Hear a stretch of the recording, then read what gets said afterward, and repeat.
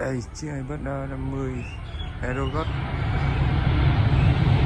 từ Moscow và lấy into Hồ Chí Minh đi.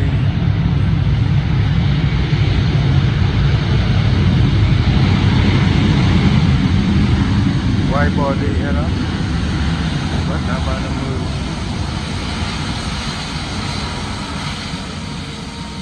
Moscow và lấy into Hồ Chí Minh.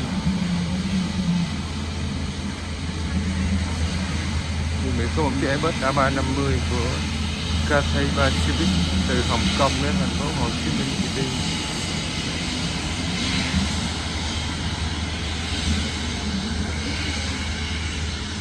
AEROFLOT từ Nga đến Việt Nam.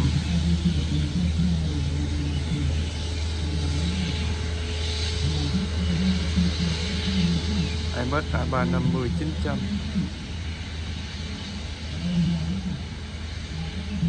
Moscow,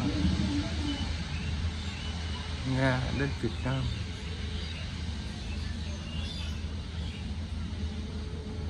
Wide body đó.